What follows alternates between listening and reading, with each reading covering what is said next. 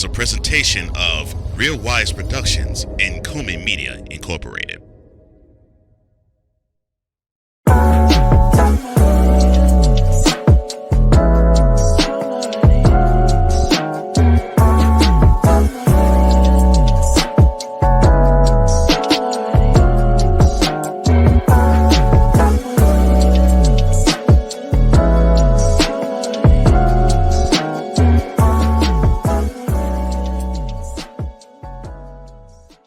Have I told you I love you lately? We'll talk Tyrese later. This is Mentality.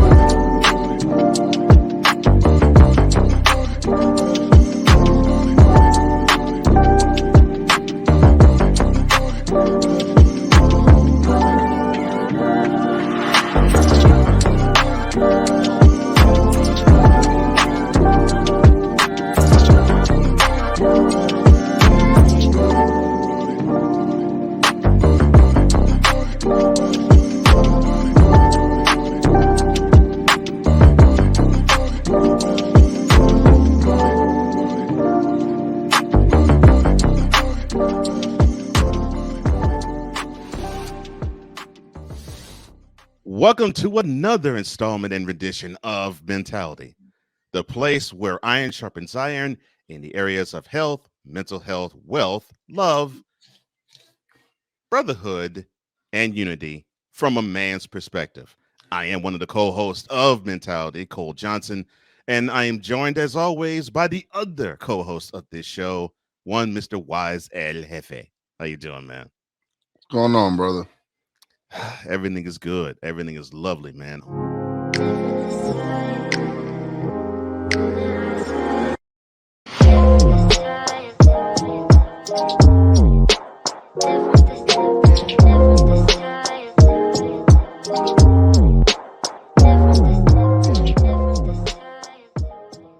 Now, is male fertility in danger? Now, the concept of sperm count is not something that we as men really think about, but that is unless you're actively trying to conceive with a partner, then there's a good chance you don't really think about this at all.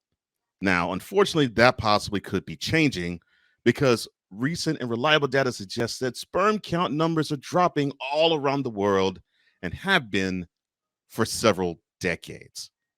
In fact, a recent systematic review of 38 different studies found that average sperm concentration has declined annually from 1973 to 2018, says fertility expert Dr. Alex Robles of the Columbia University Fertility Center. Now, the question that I have for you, sir, would be why has male infertility not been a focal point in health like it has been for women? Because I guess for the most part, a lot of the infertility issues have been with women. Like there's some cases, where the man has a low sperm count and he hasn't been producing, but for the most part, when you think of couples infertility, it's usually the woman who's having the problem conceiving. Mm-hmm. Now, you may associate cheating with things like lipstick stains, hurried hookups, and sending and then deleting emails and saucy texts. But the truth is, cheating in a relationship doesn't have to be physical. In fact, it could be emotional because 35% of women and wives and 45% of husbands admit of having emotional affairs, according to the American Association of Marriage and Family Therapy. Now, while some people would rather their partner do anything rather than have a physical relationship with a stranger, for others, knowing your significant other is building a deep, meaningful romantic connection, though, with someone else, even if they never cross any physical boundaries, it could really be nightmarish for them and for you. So, how can you guard against forming an emotional affair with someone else in your relationship with your wife? Stay away from them. Like, if you feel like you, oh man, it's crazy because if you feel like there's someone that you're making mental connection with, not physical. Right. That's something serious. Like, because if it's physical, like you just want to just hit it and that's it. But when you make that mental connection, there's more to it. There's more, especially for a man. For when Right. this physical man does it's nothing. He just wants to smash. He just wants to get over. But when he makes a mental connection with someone, Mhm. that is even worse for the spouse. Like Mhm. that's a situation where you don't want, like, you rather a man go out and sleep with someone else instead of building that a relationship with them. Like, it would be devastating. I know to me it would be more devastating if she just built up an emotional attachment to this person. Whereas Yeah. if they just slept and got it over with, it's nothing. Like, but when it's more dealing with the heart and dealing with connections and vibration and energy, to me that to me is the worst. And what is really debilitating when you see that is you think that, well, okay, I'm with this person every day. There's no possible way that in my case, in your case, she could form a connection with somebody else that could be deeper than with me. And then when you do see it, and I've been on the receiving end of this, it is extremely painful. It's extremely painful. It's draining, and it does feel emasculating and disrespectful. And and when you do go through it, it's you just shake your head because you think, "Oh, there's no way that possibly could happen." They're not even touching, or they don't seem to have that type of bond. And then over time, you're looking at it from another perspective, and you're seeing it. Sam Bankman-Fried. Now, you may not know the name off rip, but if I mention he was the founder of FTX, now you do know. Now, he's been accused of funneling $40 million in bribes to two or more Chinese officials in order to release assets connected to his cryptocurrency business. An unsealed indictment on Tuesday displays. Now, the new charges are the latest legal troubles for the 31-year-old cryptocurrency entrepreneur, who faces even more charges of fraud ever since he was arrested in December in the Bahamas. Now, prosecutors claim that he was trying to get foreign officials to unlock accounts belonging to a hedge fund, which China had frozen as part of a crackdown on cryptocurrencies. Now, Bankman-Fried, at present, is facing 13 criminal charges in total since he was extradited from the Bahamas to face federal fraud allegations related to the misappropriation of billions of dollars of customer funds. So I ask you, how would you like to see Mr. Bankman-Fried punished for misappropriating customer funds? Oh man, that's it's a practice that a lot of people do, man. It's crazy that, like, Mhm.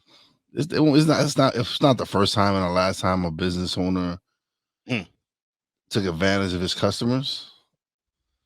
no. It- it's N- ridiculous, but um, throw the book at them, make yeah. them pay back all that money, pay legal fees, pay everything back. Okay. Let's see. Note to self. My boy says, give him the Alex Jones treatment. Okay, got it. All right. Yeah, all of it. Yeah, it's unfortunate, man. What you said in the beginning is absolutely perfect, and you're absolutely right. This has not been the first time you have a business owner, an entrepreneur, swindle customers, and this won't be the last, because people are going to think, okay, in order to get ahead, I got to pull moves like what this guy's done. And Yeah. and the funny thing is, I really didn't pay much attention to him Uh, all I remember was, of course, we're both sports fans. All I remember was that, oh, FTX. Oh, so he's lent his business to sponsor a stadium in the NBA. I'm thinking, okay. And then when news broke out that, well, the FTX had to basically take the naming rights out of that arena. I was like, oh, trouble in paradise. And then all of this followed.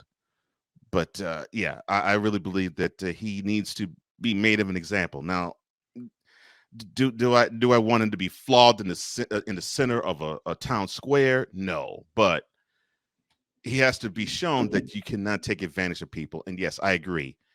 He has to pay back the people he basically swindled and took money out of. It's not even a question.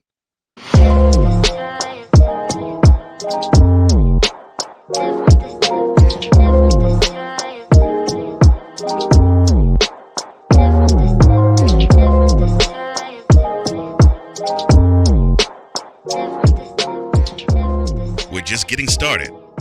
Mentality will return. Alicia. You can't hold somebody to that standard if you haven't voiced what you want and what you're needing from that. Mika. If you're not communicating expectations, you're waiting for your feelings to be hurt. Nicole.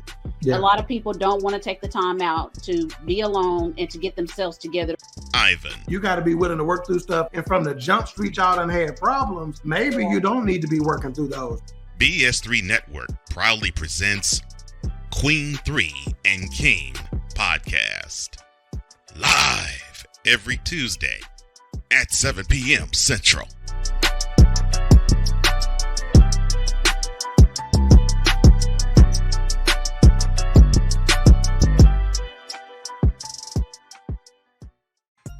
What's on E. Dicker's mind?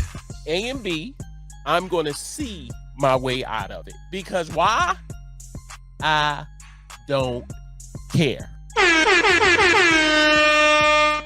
I have a message for people who do nothing but complain about black people. We can't change who we are. You called the cops on me. I think that every time you call the cop on someone on a false accusation, your need to be a little bit punished. BS3 Network proudly presents a man with a lot to say, and is unabashed to say it. What's on E. Digger's mind? Sundays at 7:30 p.m. Central. Check your local listings for your viewing and listening pleasure.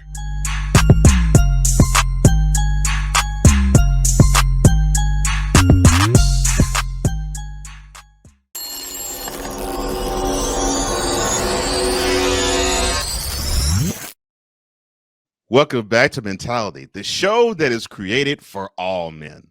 With Wize El Jefe, I'm Cole Johnson. And here is a subject that is not really talked about all that often when it comes to men, but I think we're going to talk about it here. Kelly Ripa. No, we're not going to go in on her. No. However. Why not? No, I'm just kidding. Just kidding. Now, she mentioned that there was some hardship with her marriage to her husband, Mark Consuelos. And what was that hardship, you may ask? Well, welcome to Celebrity Style.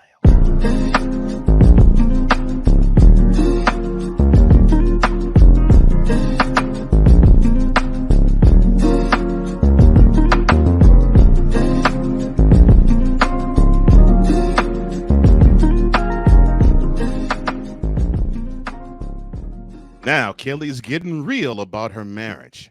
How real is she getting? Well, she talked about how her husband had an intense jealousy gene, and it put a strain on their marriage. So there is a clip of an upcoming podcast episode of hers, which is Let's Talk Off Camera with Kelly Ripa. It is a Entertainment Tonight publication. She talked about how her husband, ever since they've been married in 1996, she called him out for being insanely jealous in the beginning of the marriage. And she wanted to say it was a hard pill to swallow, and it was hard being married to someone who is jealous. Now, she recalled an incident during the first week of their marriage when the now 52-year-old host of the podcast saw her 51-year-old husband becoming irate after a friendly elderly waiter at an Italian restaurant referring to Ripa as a princess. I'm not going to go into that because I could do many things in terms of what that was said and all the connotations that could come from it. But I will throw this at you, sir, to you, I should say. Why is jealousy considered such a cute trait to have within a relationship? A cute trait? Yes, acute. You know, when you, especially when we were younger, we hear some, or actually many girls and even guys at times why say, are you jealous? Why don't you get jealous? Yeah, those silly comments. Yeah, and yeah, why aren't you jealous? Why don't you why aren't you jealous? Why aren't you jealous like this guy, or why aren't you jealous like this girl? That's what I mean. You don't love me if you're not jealous. Like, right. Those types of things. Why is it considered cute? I don't know, because you can ask the wife. I'm not a jealous person, so. And when I try to act like it, she's like, "Please stop it. It's not befitting you. We both know you're not. So let's not act like you are." Not please stop. Yeah, she does. She goes, "Stop it, because you're not jealous. So why are you even acting like that?" But I don't think there's anything cute about it. I don't. Why do I need to get jealous to be jealous to show you that I love you? I don't. That don't make no sense to me. Yeah. If anything, I should be secure in what we have. So there's no need for me to be jealous. Right. I never found it to be cute. I never. I mean, as long as I remember, because when I was younger, I would actually see both with males and with females. I would see them just get all red under the collar about the object of their desire wanting to have somebody else.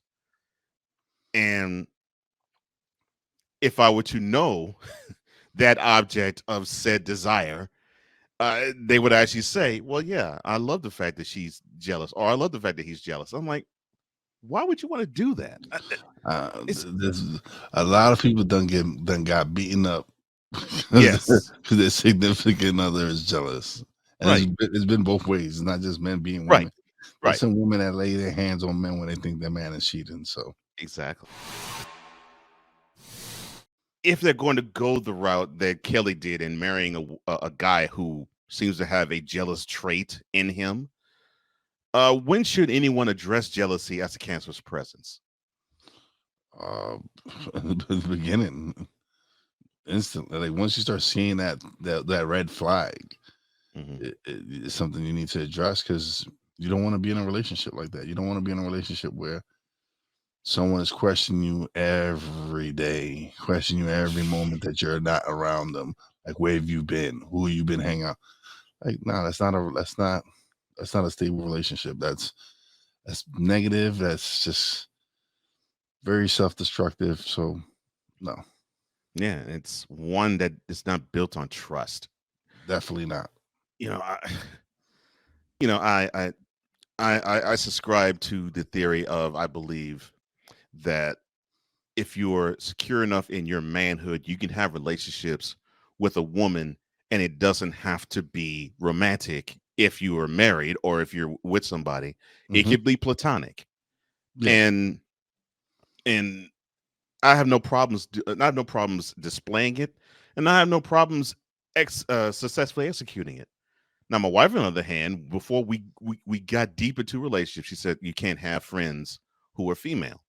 I'm like, "I'm sorry, that's not going to work. Not with me." Because I'm going to be friends with who wants to be friends with me, whether that's a guy or a woman. Now, I will show you that I can put boundaries with a woman who would think that they want to go past friendship, but basically just saying all of my friends have to be males. No, because can I say that all of your friends have to be female? Of course, her answer was no. I said, well, then that's what I should expect a mature woman to say. I'm a mature man. Listen, my wife has met two of my closest female friends that they're my sisters. They're more my sisters than anything else. Right. Saying I consider them my sisters, and there's never been an issue because from the beginning she's seen what kind of relationship we've had. Like these are two people I've known since high school. I've known them since I was 15, 16 years old. Right. And to this day we have wonderful relationships. So she's accepted. She knows certain people that I'm the kind of person that I have friendships that has last decades. So yeah, and that's how it's supposed to be. So we have encountered, I know, if not with friends, definitely family, guys who really love it when women are jealous and drive them to jealousy. So why do some males like it? Because they like the drama. Of them. They enjoy the drama. Yeah. That's what they feel. It spices up the relationship to them, which is stupid to me, but very, very, very, very stupid. Yeah. I mean, you're tempting fate, because a woman has any type of maturity about her and any type of self-respect about her will look at you. You're playing games, and she'll say, "Okay, you're dumb, you're stupid. Peace out. I don't want to be part of this." Yeah. And she should do that to some guy who decides, "Okay, I'm gonna make her feel jealous by me hitting on another woman," because it's stupid. It's absolutely stupid. All right, so if a man has this feeling of being insecure around another man when it comes to his woman or his fiance or his wife, how can he overcome being jealous of any attention his woman gets?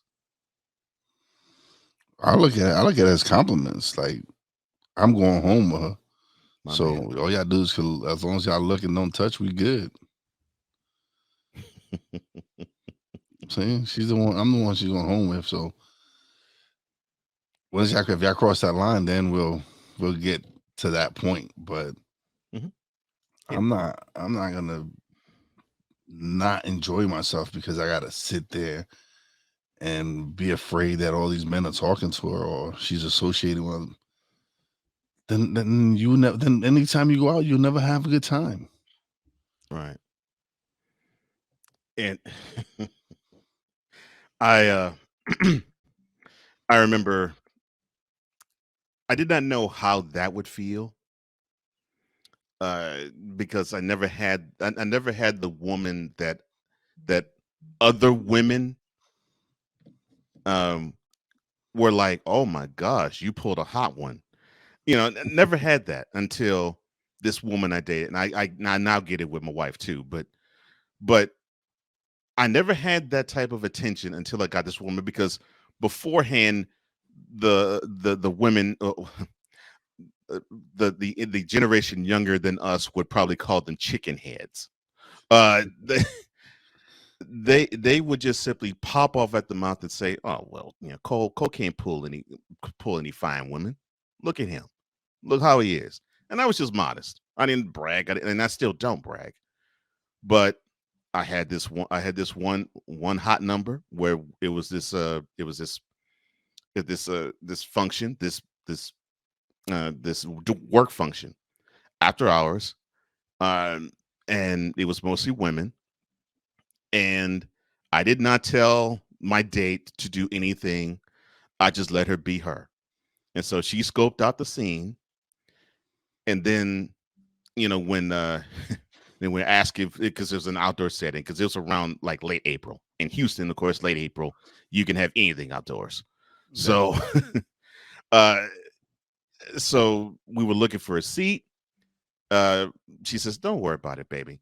And so I sit down. She sits on my lap, and all of a sudden, I see the jealous eyes come from the women in the room. Now I see the guys want to dab me up. but the women, they were like, how did he pull this heifer? And then just all of a sudden she decides to bring me in for a kiss right in the middle of the heifer clan. And I never heard any type of derision from them after that. And of course, every guy dapped me up. I was like, man, I know you had that type of game. I was like, well, you never asked. And he and Kelly Ripa are happy, and they're living a wonderful marriage. Well, because now Ryan is leaving the show, and it's going to be Kelly and Mark. So, yeah. So she got her husband to be on the show. Yeah, and now he's the co-host. Yeah. Congratulations to him. Promoted, I guess. I guess, yeah. From being a part-time host whenever Ryan wasn't around to being a new co-host. So yeah, I'm happy for him. Congratulations to him, and I'm glad that story has a happy ending because it actually shows that men can mature, can grow, can learn, and can change. Absolutely. And if he can, we all can too. And it's not too late for any of us. So yeah, congratulations, Mark. Thank you for changing and showing that a man matures and learns from his mistakes and becomes better.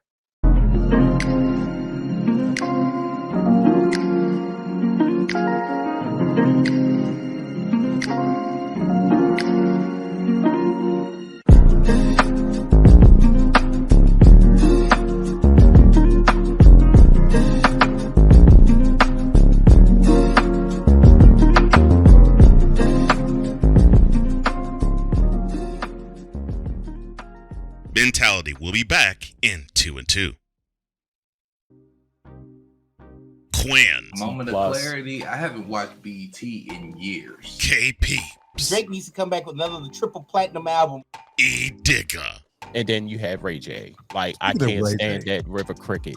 The Guru. Okay, the level of crack she's smoking, I don't want it. BS3 Network proudly presents the Knucklehead Chronicles podcast, where from card tips to hot topics to meep of the week, anything goes. Live every Sunday at 2:30 p.m. Central.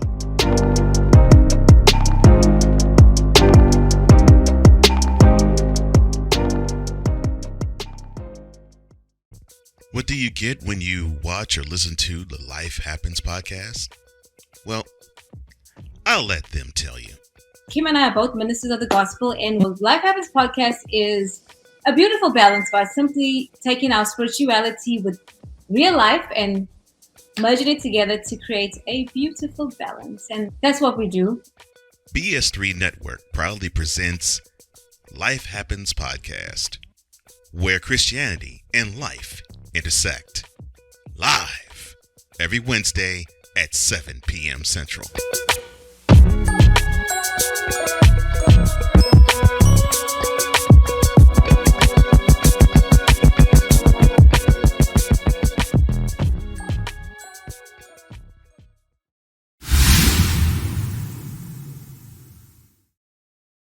Welcome to Mentality, a show that is by men, for men, and directed toward men. With Wize and Cole, I am Cole Johnson. And last week we talked about Jonathan Majors. Yes, we did. Yes, he did a photo shoot for Ebony Valentine's Day. That was last month.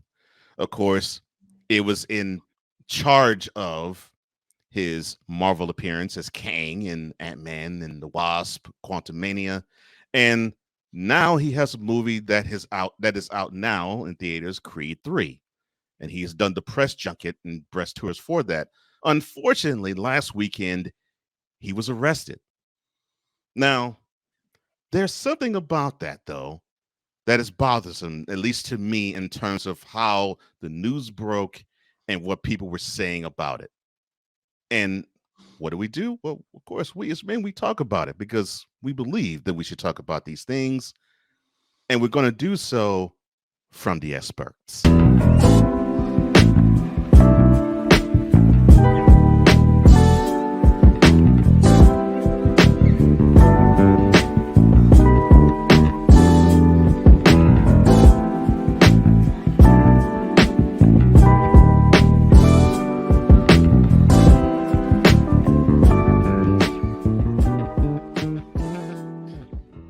Now, last weekend, the 33-year-old actor was arrested after an alleged domestic violence incident with a 30-year-old woman. Now, what was not told when it was released, but it has been told ever since then, was that Mr. Majors called the cops. But he called the cops, he got arrested. The public response, though, has been swift and severe, with tweets and comments and reactions that were straight up polarizing. Some of the camps basically just lampooning the woman, and some of the camp basically saying, well, I knew that Jonathan Majors was an abuser, and it has now been proven. And I saw another one where it was like, this has been in the works for years. Way back when he was in college, this happened. So I don't know why this is such a surprise to all of you all that he is shown as an abuser now. Here's the troubling part, though. All people had to see was Jonathan Majors and arrest, and he was all of a sudden, with most people, guilty. Yeah. Guilty, regardless of the details, regardless of everything else that has not and still has not been to the forefront, but didn't come to the forefront even on that day and even on that weekend. We just saw Jonathan Majors arrest, and all of a sudden, guilty. Yep. That is what I find very problematic about this. So, according to Darius Green, who has a PhD in counseling education, he talks about this scenario. He says, be mindful that Jonathan Majors isn't reading your tweets, but folks who have survived and are experiencing abuse are, as well as folks who have been abused and are abusing others. Those are the folks you're communicating to. So I ask this to you. Why are people so quick to jump on the Jonathan Majors is an abuser conclusion? Because they want to bring him down. They want to knock him down a peg. They want to bring him down from where he's at, the perch that he's at. Because right now he is one of the hottest actors in Hollywood, and to show him that, hey, we got you under our thumbs. Here we go. And the crazy thing is, he has the text to prove that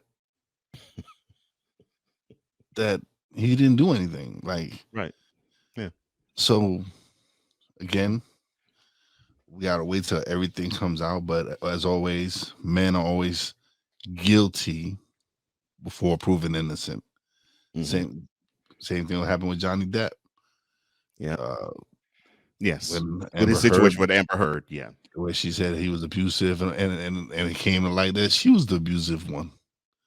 She was the one that was putting shit on the bed and all this other stuff. And yeah. And now she's paying Johnny $13 million. Yes. Yeah. Yeah. But I always found that case hilarious.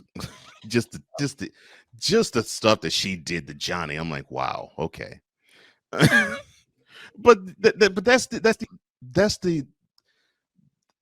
the anger I have, because it's like I don't want to jump into the. So this is a brother who's getting lambasted and getting shoved into the criminal and thug realm just because of the color of skin. I want to not jump that fast into that lane, but I'm looking at all this stuff, and that's exactly how I feel, because that's exactly what I think is taking place. Well, and then you start hearing these things about former co-workers and on different movies, or he was bad attitude, all this. It's like now all of a sudden he has a bad attitude, or he's difficult to work with. Now, right? Why now? Because that person wants to get their name going. Like, oh, you see what he said about Jonathan Majors? Oh, so now he wants to make his name. Whoever's saying any of the people who are saying any of this stuff, they want to make themselves relevant. Yeah. Oh yeah, he was mean to me on set one day. Or he didn't look at me one day on set. It's crazy. Yeah. Yeah. Because all we heard until last weekend was this guy was a savant. You know, this guy this guy's going to be a budding megastar in Hollywood. This guy, whatever role he gets, he knocks out the park. That's all we kept hearing. But all of that just got erased, and then all of a sudden, thug and criminal is now what's stamped on him. Yep. So where's the responsibility of the woman in this scenario? Because I was hearing, and I heard that there was eyewitnesses to the account that, well, he didn't really lay a finger on the woman, and it was like an episode for the woman. So I don't see her leaping to say, well, you know what? That was my fault. I was tripping. Yeah, he doesn't deserve this. Where's the accountability from the woman here, please? That's never. Well, look at all these women that screamed rape and weren't raped. When have they been held accountable? Right. Like, look at a lot of the situations where there's innocent men getting released after 20 years of prison because they were accused of something they didn't do. Again, it's crazy that we're found guilty before any evidence is presented. Yeah. And then once it's presented and you can clear your name, you still got that stigmatism that you were guilty. Yep. Yeah. Even when they find you innocent. Yeah. Yeah. That stigma still is there. For example, I can't think of the guy's name, but he was a linebacker. Banks. Yeah. I think it was Brian Banks. I think that's his name. Yeah, I think it was Brian Banks in USC. Yes. Yes. So he's a prospect coming to the NFL, and he was about to be drafted when all of a sudden a woman claimed that she was raped by him. They have the trial. He is found guilty, and he is sentenced. So 5 years into his sentence, the woman pipes up and says, "You know what? I was lying." And yes, he got out of jail and he got a chance to play, I think, a year with the Falcons. But because of that false claim of guilty of rape, this woman destroyed this man's future just from a lie. Yeah. And that is inexcusable. And I hope we're not seeing a similar scenario here with Jonathan, because I could see it. I could see it coming. Oh, I could see it coming. Yeah. It's crazy, man. It's just crazy that someone can accuse you of something, and again, the public is quick to judge and say, "Oh, he's guilty. He's guilty. He's guilty. He just has to be guilty." And then when everything comes out and it's proven that he's not, oh well, he's okay. There's no apologies. There's no retorts. Nothing. They just we made a mistake. No, and it's almost as if they're saying, well, he shouldn't have gotten himself in that trouble in the first place. Well, he didn't put himself in that position. That's the thing. And I'm glad you said that, because I want to ask this: why has the public already come to a guilty verdict for Majors, and ain't a trial been set for this yet? Because we live in a society that love to see the drama. They love to see the heroes fall from the pedestal. They love to see someone who's succeeding fall down. They enjoy this. People enjoy this, and it is what it is. You can't. Listen. Hopefully, he can clear his name, and it won't really do much of damage to his reputation. But the way the people are going at him right now, it's just ridiculous. Like, listen, really find out the facts, find out what truly happened before y'all really decide that y'all want to lynch this man and get rid of him and cast him away before anything's even proven.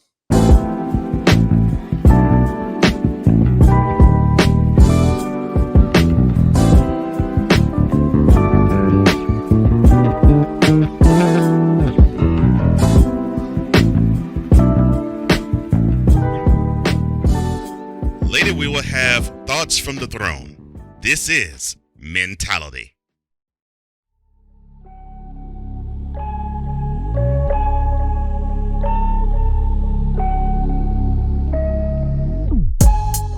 You have to learn to live with yourself before you can make a commitment of yourself to someone else. When you go to something that's already structured, like the church, I don't need to go in there thinking I'm the pastor. It's like already one set up, you know what I'm saying? It just had everything, but I learned, you know what I'm saying? Everything I did, I learned from. So we look forward to seeing you same time, same place. Know that we love you, God loves you more. Continue to stay safe, do the right thing, stay out of trouble. Conversation that informs a community. Brothers of Legacy. Every weekday morning at 9 a.m. Eastern.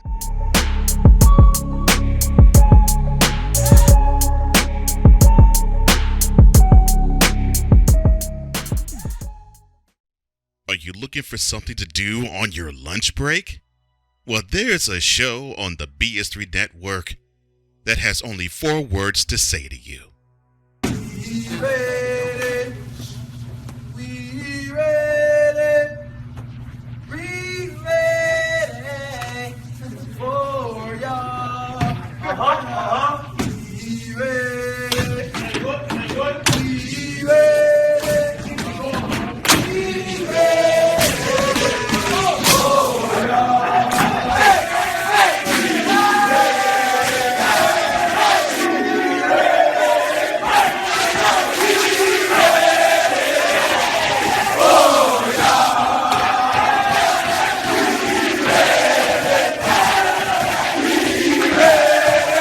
The Lunch Break with AJ, powered by JM&E.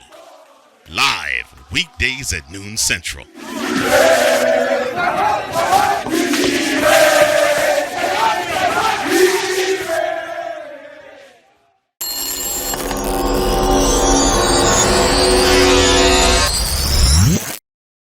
Welcome back to Mentality, where it is the ultimate masculine safe space with Wize Telefe. I am Cole Johnson, and we're talking about Tyrese. Yes, I know I led off in singing Lately, a song that he released back in the 90s.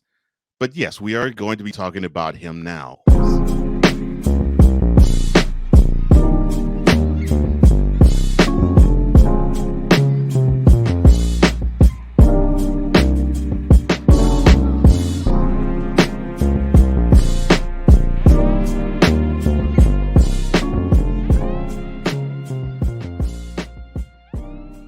Now, as I mentioned, Tyrese and Sway, they are brothers, or brothers-like. And he was on the show earlier in the month of March. And this is what he had to say about the subject of men being under attack. The reason that men out here killing themselves, I'm going to tell you why black men are out here and the suicide rates are through the roof.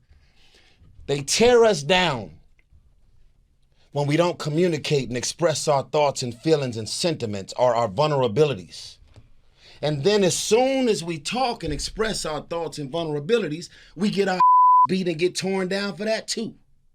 Well, I'm not finna let myself drive me crazy from keeping all this bouncing around in my head. So as long as these interviews are scheduled, I'm gonna show up and talk. And if you don't want me on your show because I'm too raw and real for TV, well, I'll be on my Instagram. You gonna get this work. That's Tyrese. So it's a warning. Sound like one of my talking segments. about talking about how men are under attack. And yes, I immediately thought of my brother, my Mentality co-host and partner, Wize. When I saw that, I was like, oh my gosh, it's almost as if Wize sent this script and said, Tyrese, when you're on Sway, say this, bro. Yeah. Oh my gosh. All right. So obviously he believes that men are under attack, and I think we do too. So why do you believe men are under attack? Because we are. It's proof. Jonathan Majors is proof right now. Like he's one of the hottest men in Hollywood, and now all of a sudden, he's getting arrested, press charges of abuser. And then, like Tyrese said, we get blasted if we don't communicate, talk, express ourselves, show our vulnerability, and then the moment we do, we get our asses handed to us. Oh, you're not a man. You're showing weakness. You're showing like can't have it both ways. Right. Do you want us to communicate? Do you want us to express ourselves? Do you want us to be able to release what's inside of our heads, what's inside of us? Or do you want us to continue to keep it inside and harbor all this and drive ourselves to the point where we want to harm ourselves? I choose the other. I choose to speak upon it. I choose to express myself because I'm no longer gonna hold in what's inside and torture myself. Yep. Instead of being able to express myself, because I don't want to be labeled a weak man or a sucker because I'm expressing my feelings, because I'm able to articulate what the is going on with me. It makes no sense. Either we're if we do, if we don't. Let me tell you how damaging that is for a woman to not have a man express himself. So I was going through a hard stretch with my wife, a hard stretch. Like I didn't have a job, and I was looking for work, and it was rough for me. It was rough for us, yes, but it was really rough for me. And I had one of those moments where I just broke down and I poured tears, man. Poured them in front of my wife, poured them. So about a week or so later, it was about something that I wasn't doing with her. And in an argument, and my wife could be extremely sharp-tongued. She actually said, I'm looking for you to cry. Where is that guy?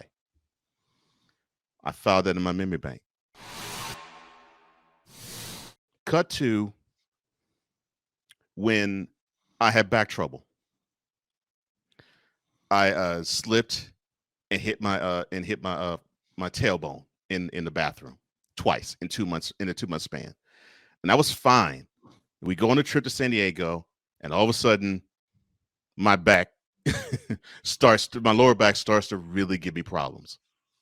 And I mean, it gave me such problems to the point where it would take me 5 minutes to just simply get up from a chair. It was bad. I mean, the pain was absolutely excruciating. But do you think I let my wife know that I was in pain? Nope. She did not have a clue. I was still bringing stuff. I was still lifting things and bringing it in the house.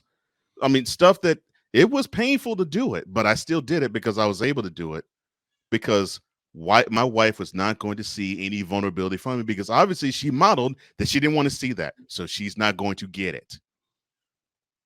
And so there was one time where the pain was just too hard to bear. And so I got a steroid shot. And when I was telling them how much in pain I was in, my wife was like, why didn't you tell me? I did not know you were in that much pain. You never showed it. And I actually said to her right then and there, and it was outside the earshot of everybody else, I said, I wonder why. You remember when you were like, and you were joking me about showing you vulnerability? Well, you're displaying to me that you don't want me to be vulnerable. So that's what I'm displaying to you. She cried right there in front of me. Okay, so what does freedom, a masculine expression, look like? What does it look like? Yeah, what does it look like? It looks like what we're doing here. Being able to express ourselves, being able to be ourselves, being able to touch on subjects that others might think of as taboo, because we're not supposed to speak on these things. We don't care about that. We're going to touch on subjects that matter to us. We're going to show you that men are like everyone else. We have those moments where we are vulnerable. We have those moments where we're we're we're at other people's mercies with how we feel. This is the space here. This is where you're able to show what true masculinity is being able to be ourselves and being able to talk on the subjects that we want to talk about. Yeah. One of the things I loved that John the Majors actually said when we showed his NPR clip last week was him talking about how masculinity is more than just being virile and being strong and being sturdy and being the rock and being the shade tree, which that's a phrase I love. My mother-in-law says that I'm supposed to be for my wife. You know, we're more than just the figure that shows strength. We can also be vulnerable. We can also be emotional. We can also be tender. And I heard someone say that men should never be tender. That is a misnomer. No. Yep. No.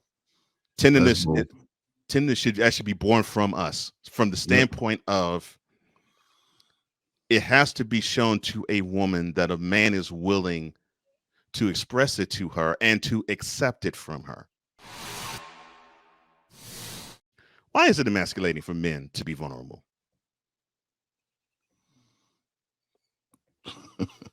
Why? Yeah. And I put emasculating in quotes. Because you don't believe it and so don't I. Oh yeah, no, because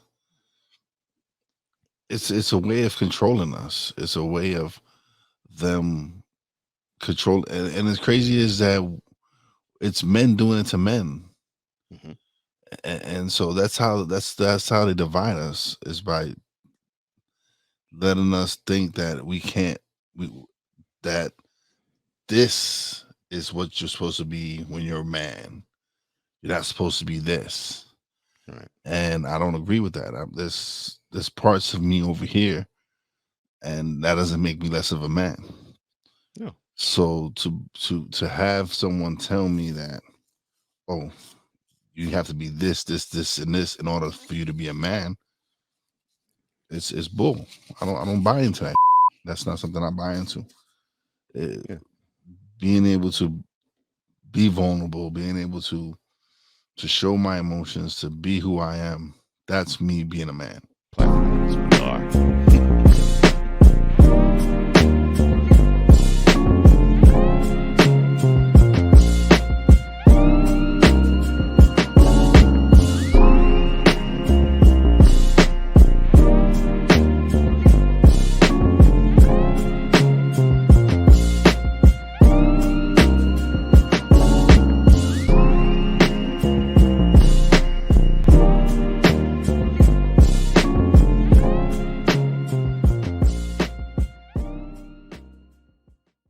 And now, thoughts from the throne.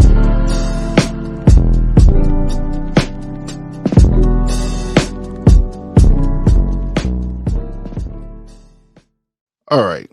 So I'm going to piss off a couple of people I know, because I don't care. They might feel I'm choosing sides, which I'm not. But there's two brothers that just continuously go at each other. And I got love for both of them, man.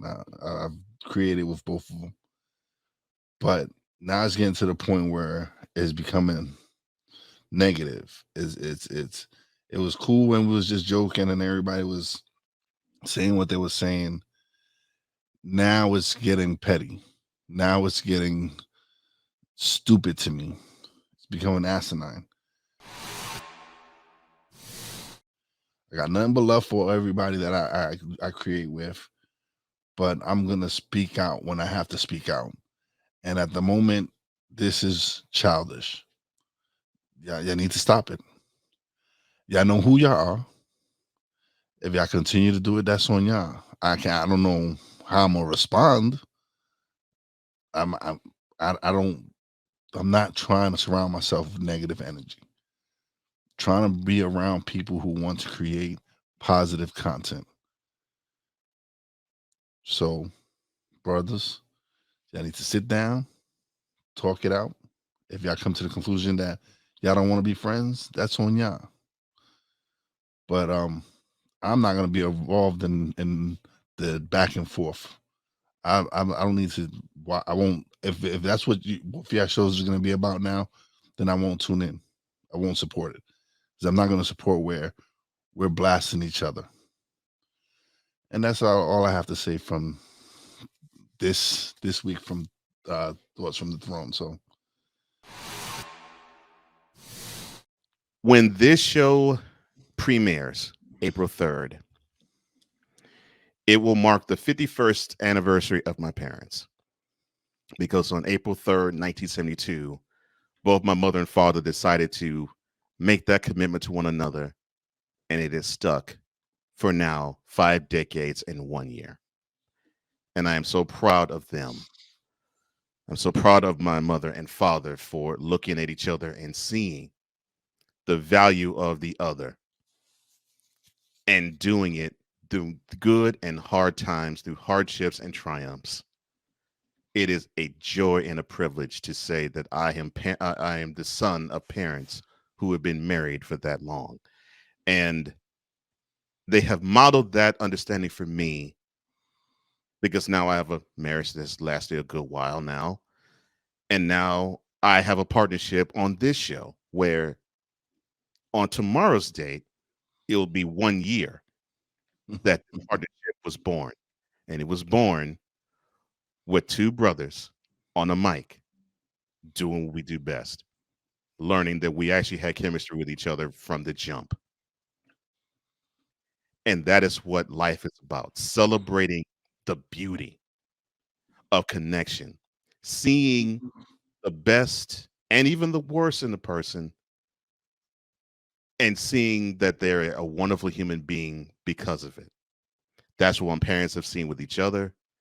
And I can say that's what I see with my brother Wize. And I'm so happy to say that this is one of my best friends. And I have no problem saying that to him, to you, or to anybody else who is within earshot of me saying that.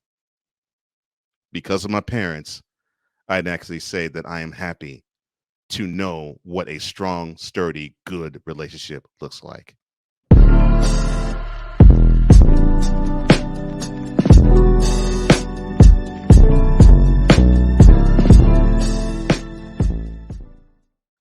And Lauren Harvey is for the streets, just so y'all know.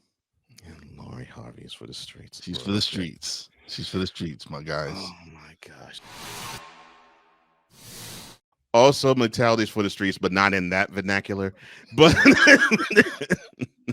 but that will do it for this episode of Mentality. It is a pleasure to just simply be a platform that is for all men. For Wize and Jefe, I'm Cole Johnson, reminding you, as what we always do and always say in parting, our secret technique is that we always speak with mentality. See you next time. Peace. That's 100.